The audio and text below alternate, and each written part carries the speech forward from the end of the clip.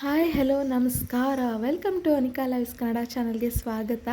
ಎಲ್ರಿಗೂ ಕೂಡ thank you so much ನೀವು ನನ್ನ ವೀಡಿಯೋಸ್ನ ನೋಡಿ ಸಪೋರ್ಟ್ ಮಾಡ್ತಿರೋದಕ್ಕೆ. ಆ್ಯಂಡ್ ಇದು ಬೆಳಗಿನ ಶುಭೋದಯಗಳು.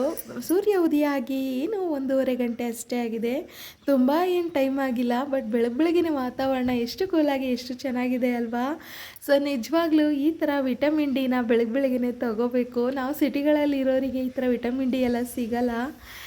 ಬಟ್ ನಿಜವಾಗ್ಲೂ ಇದು ಒಂಥರ ಗ್ರೇಟ್ ಎಕ್ಸ್ಪೀರಿಯೆನ್ಸು. ಹಳ್ಳಿ ವಾತಾವರಣದಲ್ಲಿ ಇರೋದಕ್ಕೂ ಅದಕ್ಕೂ ನಿಜವಾಗ್ಲೂ ತುಂಬಾ ಕ್ಯೂಟಾಗಿ ತುಂಬಾ ಚೆನ್ನಾಗಿತ್ತು. ಇದೆಲ್ಲ ನನ್ನ ಗಾರ್ಡನ್ನು, ಮನೆ ಮುಂದೆ ತರಕಾರಿ ಗಿಡಗಳು ಆ ಥರ ಎಲ್ಲ ಹಾಕ್ತಾ ಇರ್ತೀನಿ ನಾನು.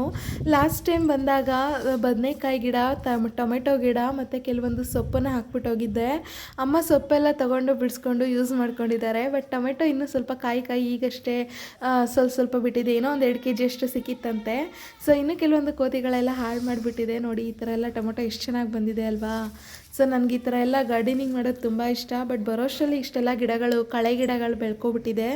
ಅಮ್ಮ ಕೈಲದೆಲ್ಲ ಒಬ್ಬರೇ ಇರೋದ್ರಿಂದ ಕ್ಲೀನ್ ಮಾಡೋಕ್ಕಾಗಲ್ಲ. ನಾನು ಕೂಡ ಮಾಡಬೇಡ ಅಮ್ಮ ಅಂತಲೇ ಹೇಳ್ತೀನಿ. ಯಾಕಂದರೆ ಒಬ್ಬರೇ ಇರೋದು ಏನಾದರೂ ಪ್ರಾಬ್ಲಮ್ ಆಗುತ್ತೆ. ಸೊ ನಾವು ಬಂದಾಗ ಮಾಡ್ಕೊಳ್ಳೋಣ, ಓಡಾಡೋ ದಾರಿಗೆ ಏನು ಬೇಕೋ ಅದನ್ನು ಮಾಡ್ಕೊಳ್ಳಿ ಅಂತ ಹೇಳಿ ಬಿಟ್ಬಿಡ್ತೀನಿ. ಸೊ ಇವತ್ತು ನಮ್ಮ ತಂದೆಯ ತಿಂಗಳ ಕಾರ್ಯ, 9ನೇ ತಿಂಗಳದು. ನೋಡ್ತಾನೆ ನಮ್ಮ ತಂದೆ ತೀರ್ಕೊಂಡು 9 ತಿಂಗಳಾಗೋಯ್ತು. ನಿಜವಾಗ್ಲೂ ನನಗಂತೂ ತುಂಬ ಬೇಜಾರಾಗುತ್ತೆ, ಹೇಳೋಕ್ಕೂ ಕೂಡ ಆಗಲ್ಲ, ಅಷ್ಟೊಂದು ದುಃಖ ಇದೆ ಮನಸ್ಸಲ್ಲಿ. ಬಟ್ ತಂದೆ ಯಾವತ್ತೂ ಕೂಡ ಅಪ್ಪಂದಿರಿಗೆ, ಮಕ್ಕಳಿಗೆ ಸಿಕ್ಕಾಪಟ್ಟೆ ಹೀರೋ ಅಲ್ವಾ, ಅದನ್ನು ಮರೆಯೋಕ್ಕೆ ಆಗಲ್ಲ.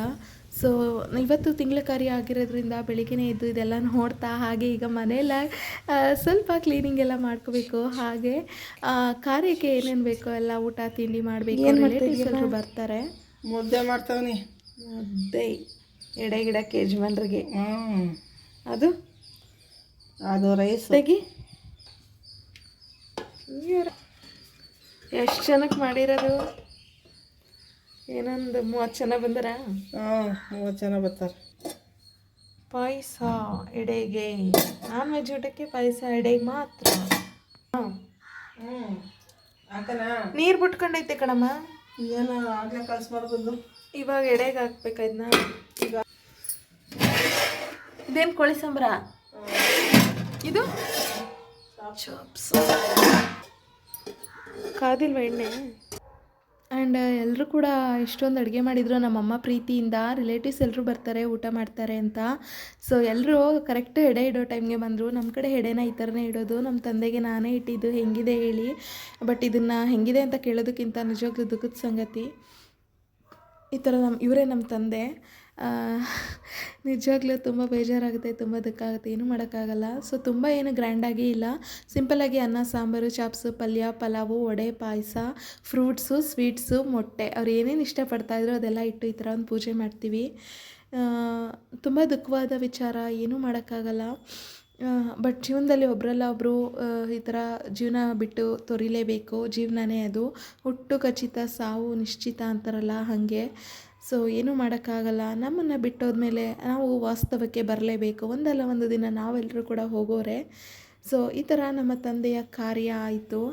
ಸೊ ನಮ್ಮನೇಲಿ ಎಲ್ಲರೂ ಕೂಡ ಈ ಥರ ಪೂಜೆ ಮಾಡ್ತಾಯಿದ್ದೀವಿ. ನೋಡಿ, ಇದು ನಮ್ಮ ಆಂಟಿ ಪೂಜೆ ಮಾಡ್ತಿರೋದು. ಸೊ ಒಬ್ಬೊಬ್ಬರು ಒಂದೊಂದು ರೀತಿ ಪೂಜೆ ಮಾಡ್ತಾರೆ. ಸೊ ನಮ್ಮಲ್ಲಿ ತಿಥಿನ ಈ ಥರ ಮಾಡ್ತೀವಿ. ಆ್ಯಂಡ್ ಏನಪ್ಪ ತಿಥಿನ ಹಾಕಿದ್ದಾರೆ ಅಂತ ಅಂದ್ಕೋಬೇಡಿ, ನನ್ನ ಅಪ್ಪನ್ನ ಒಂದು ನೆನಪಲ್ಲಿ ಇಟ್ಕೊಳ್ಳೋಕ್ಕೋಸ್ಕರ ನಾನು ಈ ವಿಡಿಯೋನ ಅಪ್ಲೋಡ್ ಮಾಡ್ತಿರೋದು. ತಿಥಿ ಕಾರ್ಯಕ್ಕೆ ನಾವು ಹೀಗೆಲ್ಲ ಮಾಡ್ತೀವಿ. ಆ್ಯಂಡ್ ಇನ್ನೊಂದೇನಪ್ಪ ಅಂತಂದರೆ, ಜೀವನ ಅನ್ನೋದು ಯಾರಿಗೂ ತೆರೆದಿಟ್ಟ ಪುಸ್ತಕ ಅಲ್ಲ, ಒಂದೊಂದೇ ಕಲಿಸ್ತಾ ಹೋಗುತ್ತೆ. ಕೊನೆಗೊಂದಿನ ನಾವೇ ತೆರೆದಿಟ್ಟು ಪುಸ್ತಕ ಆಗಿಬಿಡ್ತೀವಿ. ನಾನು ವೀಡಿಯೋನ ನನ್ನ ತಮ್ಮಂಗೆ ಮಾಡೋಕ್ಕೆ ಹೇಳಿದೆ. ಅವನು ಸಿಕ್ಕಾಪಟ್ಟೆ ಝೂಮ್ ಹಾಕಿ ಎಲ್ಲನೂ ತೋರಿಸ್ತಾವನೆ. ಆ್ಯಂಡ್ ಊಟ ಎಲ್ಲರೂ ಮಾಡಿದ್ವಿ. ಊಟ ಎಲ್ಲ ಆದಮೇಲೆ ಲಾಸ್ಟಿಗೆ ನಮ್ಮ ಚಿಕ್ಕಪ್ಪ ಬಂದರು. ಇವ್ರ ಬಗ್ಗೆ ನಾವು ಹೇಳಲೇಬೇಕು, ತುಂಬ ಶ್ರಮಜೀವಿ ಇವರು.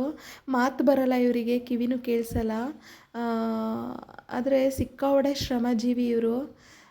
ಎಷ್ಟು ಕೆಲಸ ಮಾಡ್ತಾರೆ ಅಂದರೆ, ಒಂದು ದಿನಕ್ಕೆ 3,000 ರೂಪಾಯಿ ತನಕ ದುಡಿತಾರೆ. ನಿದ್ದೆ ಮಾಡೋದು 4 ಗಂಟೆ ಟೈಮ್ ಅಷ್ಟೇ. ಬಟ್ ಅವ್ರು ದುಡಿಬೇಕು ಅಂತ ಅದೊಂದೇ ಅವ್ರ ತಲೆಯಲ್ಲಿ ಕುತ್ಕೊಬಿಟ್ಟಿದೆ. ಚಿಕ್ಕ ವಯಸ್ಸಿಂದನೂ ಅವ್ರು ಅದನ್ನೇ ಮಾಡೋದು, ಬೇರೆ ಇನ್ನೇನು ಮಾಡಲ್ಲ. ಬಟ್ ಈ ಥರ ಇತ್ತು ನಮ್ಮ ಮನೆ. ಆ್ಯಂಡ್ ಹೇಗಿತ್ತು ಎಲ್ರಿಗೂ ಥ್ಯಾಂಕ್ ಯು.